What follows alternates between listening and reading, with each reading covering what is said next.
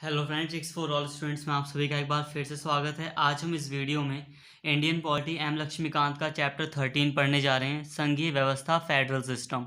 तो friends, video को पूरा देखें ताकि संघीय व्यवस्था से संबंधित सारे टॉपिक्स आपको अच्छे से समझ में आ सकें।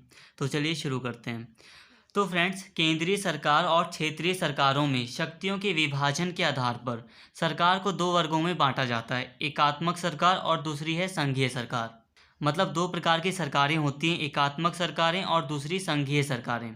फ्रेंड्स, एकात्मक सरकारें वो सरकारें होती हैं जहां सारी की सारी शक्तियां और कार्य केंद्रीय सरकार और क्षेत्रीय सरकार में निहित होते हैं।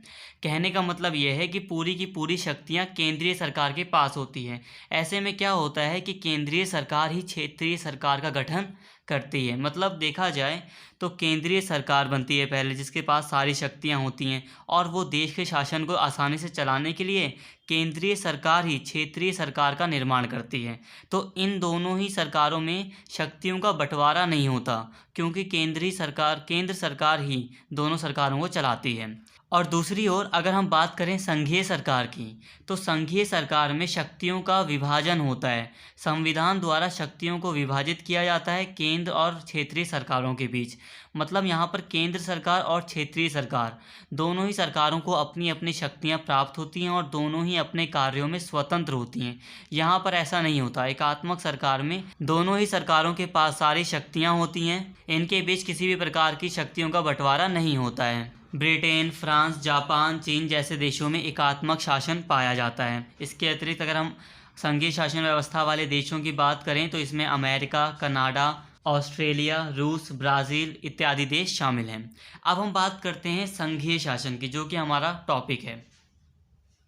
तो फ्रेंड्स, संघीय शासन दो तरह से निर्मित होता है।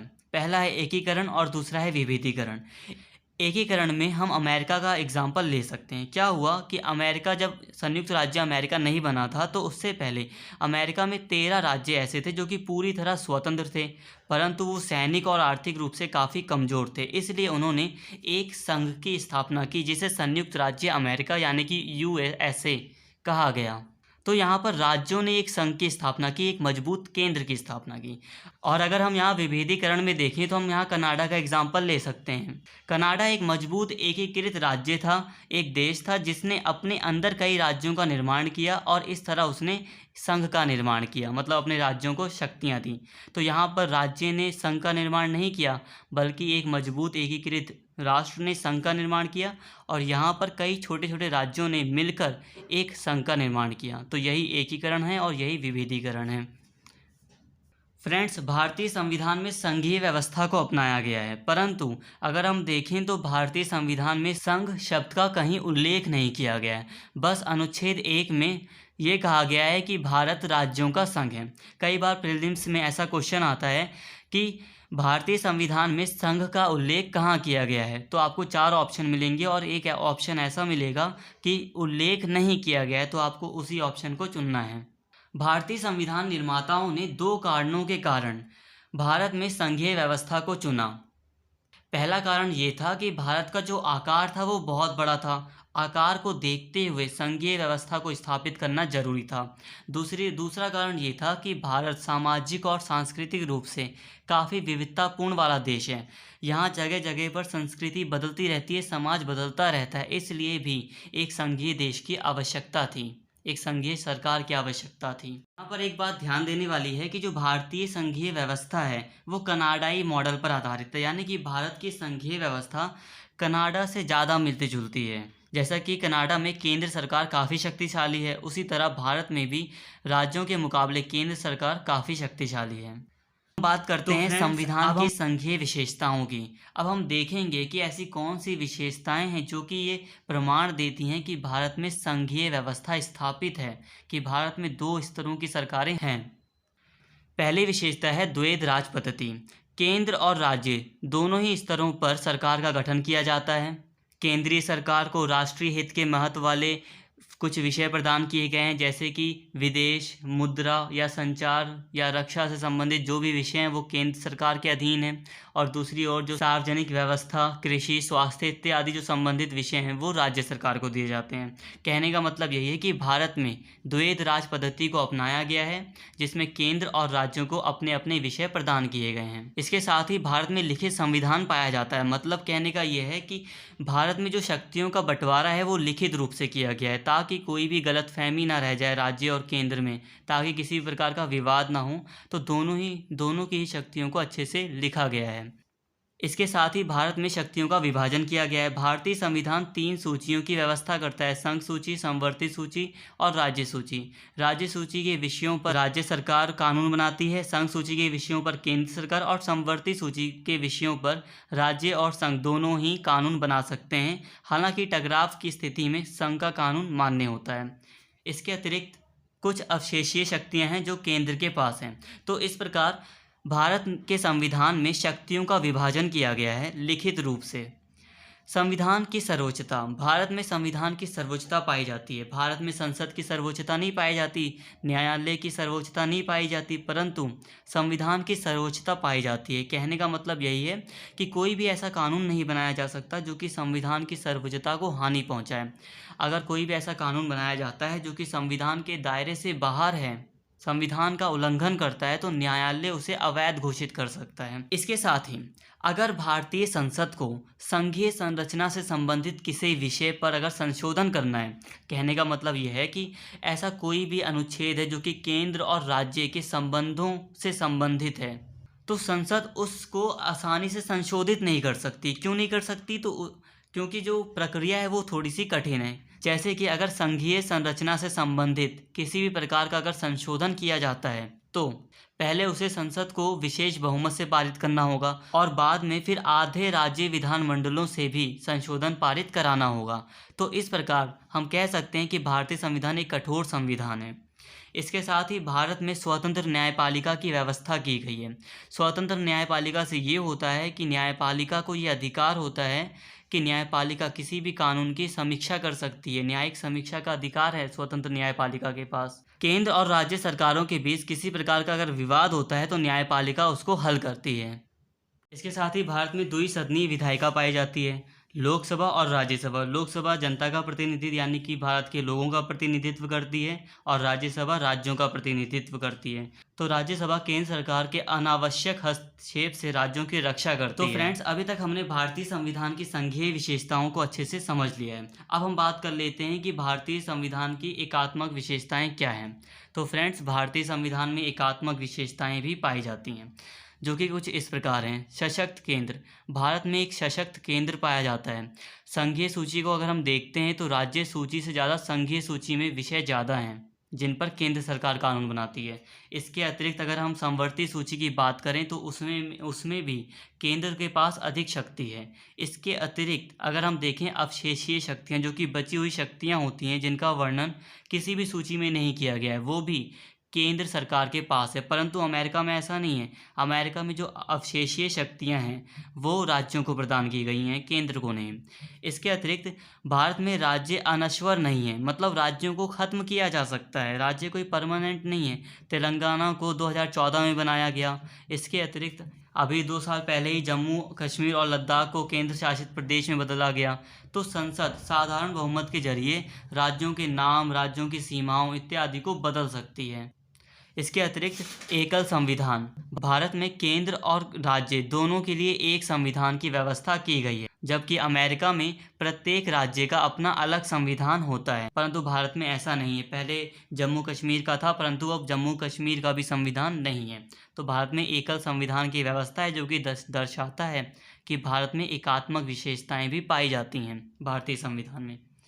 इसके अतिरिक्त अगर हम बात करें तो भारतीय संविधान काफ़ी लचीलापन है। भारतीय संविधान में हम देख सकते हैं कि बहुत सारे विषय ऐसे हैं जिन पर संसद आसानी से साधारण बहुमत के द्वारा संशोधन कर सकती है। बस कुछ ही विषय ऐसे हैं जिन पर आधे राज्य विधानसभा की स्वीकृति की आवश्यकता पड़ती है। इसके अतिरिक्त हम देखें तो राज्य प्रतिनिधित्व में समानता का अभाव है। अगर हम राज्यसभा को देखें तो वहाँ पर प्रत्येक राज्य को एक बराबर प्रतिनिधित्व नहीं मिलता है। अगर हम त्रिपुरा की बात करें तो त्रिपुरा से एक सदस्य को ही राज्यसभा में चुना जाता है।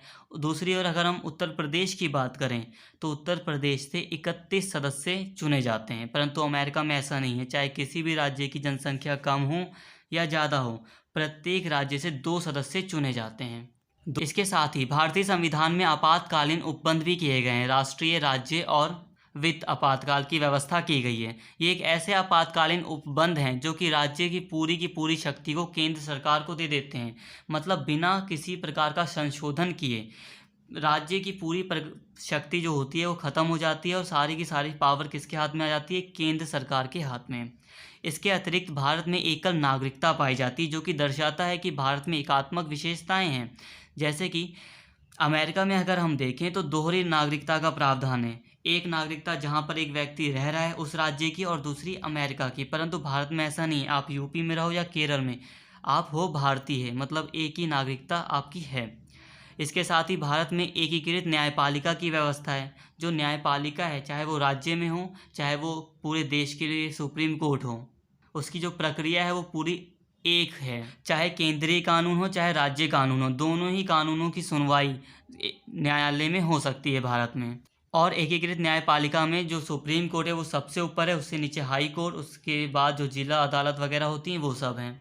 भारत में अगर हम देखें तो दोनों स्तरों, राज्य और केंद्रीय, दोनों स्तरों पर लोक सेवाएं पाई जाती हैं, परंतु इसके बावजूद भारत में अखिल भारतीय सेवाएं पाई जाती हैं। अखिल भारतीय सेवाएं जैसे कि IAS, IPS, IFS, इन सेवाओं का चयन केंद्र सरकार के द्वारा किया जाता है कंपटीशन के द्वारा, और केंद्र सरकार ही इनके अधिकारियों को प्रशिक्षण देती है, यानी कि ट्रेनिंग देती है, और इसके बाद वो इनको सेवाओं के लिए राज्यों में भेज देती है। तो ये भी एकात्मक विशेषताओं को दर्शाते हैं। इसके साथ ही एकीकृत लेखा जांच मशीनरी।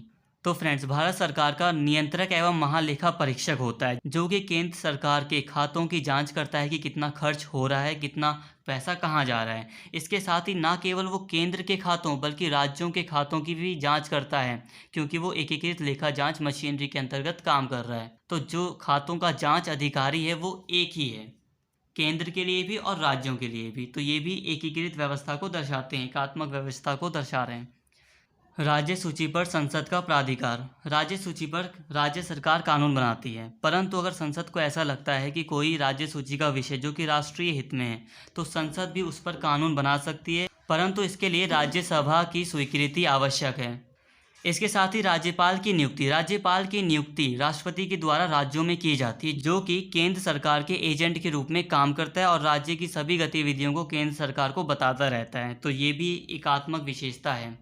इसके अतिरिक्त एकीकृत निर्वाचन मशीनरी। भारत में एकीकृत निर्वाचन मशीनरी पाई जाती है, चाहे चुनाव केंद्र स्तर पर हो और चाहे चुनाव राज्य स्तर पर, दोनों ही स्तरों पर चुनाव आयोग कराता है, जिसकी नियुक्ति राष्ट्रपति के द्वारा की जाती है। इसके साथ ही राज्यों के विधेयकों पर वीटो। अब राज्यपाल को ये अधिकार होता है कि वो राज्यों के कुछ विधेयकों पर वीटो लगा दे। उन विधेयकों को राष्ट्रपति की स्वीकृति के लिए रख दिया जाता है। राष्ट्रपति उस विधेयक को स्वीकृति दे भी सकता है और नहीं भी। तो ये ऐसी विशेषताएं थी जो कि दर्शाती हैं कि भारतीय संविधान में कई प्रकार की एकात्मक विशेषताएं पाई जाती हैं, जिसमें केंद्र सरकार बहुत ज़्यादा मजबूत है। तो फ्रेंड्स, अब हम बात करते हैं संघीय व्यवस्था के आलोचनात्मक मूल्यांकन की, कि भारतीय संघीय व्यवस्था किस प्रकार की है, क्योंकि भारतीय संघीय व्यवस्था में कई प्रकार के एकात्मक गुण भी पाए जाते हैं। तो देखा जाए तो भारतीय संघीय व्यवस्था अमेरिका, स्विट्जरलैंड और ऑस्ट्रेलिया की संघीय व्यवस्था से बहुत अलग है। भारतीय संघीय व्यवस्था में जो केंद्र सरकार है वो काफ़ी शक्तिशाली है। इसी आधार पर केसी वेयर ने भारतीय संविधान को अल्पसंघीय करार दिया है। मतलब इन्होंने भारतीय संविधान को संघीय कहा है, परंतु आधा संघीय, कम संघीय का है। इसके साथ ही आइवर जेनिंग्स कहते हैं भारत मजबूत केंद्र वाला संघ है। डॉक्टर BR अम्बेडकर के अनुसार केंद्र राज्यों का संघ नहीं है जो कमजोर संबंधों में एकीकृत हो, ना ही राज्य संघ की एजेंसियां हैं। कहने का मतलब यह है कि अम्बेडकर जी कह रहे हैं कि भारतीय संघ एक मजबूत संघ है, जिससे राज्य आसानी से क्या अलग हो ही नहीं सकते हैं। दूसरी ओर ये भी कह रहे हैं कि जो राज्य है वो संघ की एजेंसियां नहीं हैं। इसी के चलते बॉम्बई मामले में उच्चतम न्यायालय ने व्यवस्था दी कि संविधान संघीय है और यह इसकी मूल विशेषता है। मतलब उच्चतम न्यायालय यानी कि सुप्रीम कोर्ट ने 1994 में यह करार दिया कि संविधान जो है वो संघीय है, राज्य स्वतंत्र है और उनका अपना अस्तित्व है। भारतीय राज पद्धति के निम्नलिखित कार्य संघीय व्यवस्था के प्रतीक हैं। मतलब निम्नलिखित कार्य हमें बताते हैं कि भारत में संघीय व्यवस्था स्थापित है। राज्यों के बीच क्षेत्रीय विवाद। अगर भारत में संघीय व्यवस्था नहीं होती, राज्यों का अपना अस्तित्व नहीं होता, तो राज्यों के बीच क्षेत्रीय विवाद क्यों होता। महाराष्ट्र और कर्नाटक के बीच कुछ क्षेत्रों को लेकर विवाद चलता रहा है। इसके साथ ही कई राज्यों के बीच नदी जल के बंटवारे को लेकर भी विवाद रहा है। अगर राज्य स्वतंत्र नहीं होते, उनका अपना अस्तित्व नहीं होता, तो विवाद क्यों होता। क्षेत्रीय दलों का उद्भव। समय समय पर क्षेत्रीय दलों का उद्भव हुआ है, जिन्होंने अपने राज्यों में अपनी सरकारें बनाई हैं। जैसे कि तमिलनाडु और कर्नाटक की बात करें तो वहाँ पर कई क्षेत्रीय दलों ने अपनी सरकारें बनाई हैं। इसके अतिरिक्त क्षेत्रीय अपेक्षाओं को पूरा करने के लिए नए राज्यों का गठन हुआ है। जब स्थानीय जनता, स्थानीय सरकारें मांग करती हैं तो नए राज्यों का गठन भी हुआ है। इसके साथ ही राज्यों द्वारा केंद्र से अधिक अनुदान की मांग। समय समय पर राज्य केंद्र से अधिक अनुदान की मांग करते हैं। इसका मतलब क्या है, वो केंद्र पर दबाव डाल रहे हैं। अगर राज्य स्वतंत्र नहीं होते तो वो केंद्र पर दबाव कैसे डाल सकते थे। तो ये हमें संकेत देते हैं कि भारत में संघीय व्यवस्था स्थापित है। इसके अतिरिक्त केंद्र के हस्तक्षेप पर प्रतिक्रिया। समय समय पर राज्यों ने केंद्र के हस्तक्षेप पर प्रतिक्रिया जताई है। जैसे कि वेस्ट बंगाल, अभी हम पश्चिम बंगाल का अगर हम देखें तो केंद्र सरकार के हस्तक्षेप को वो समय समय पर, पश्चिम सरकार की जो गवर्नमेंट है वो समय समय पर अपनी प्रतिक्रिया जाहिर करती है। तो फ्रेंड्स, ये ऐसे प्रतीक हैं, ऐसे प्रमाण हैं जो कि हमें बताते हैं कि भारत में संघीय व्यवस्था लागू है। तो फ्रेंड्स, इस वीडियो में फ़िलहाल इतना ही, और अगर आपको वीडियो पसंद आई तो प्लीज़ चैनल को ज़रूर सब्सक्राइब कर लें और इस वीडियो को लाइक करें और शेयर करें। Thank you.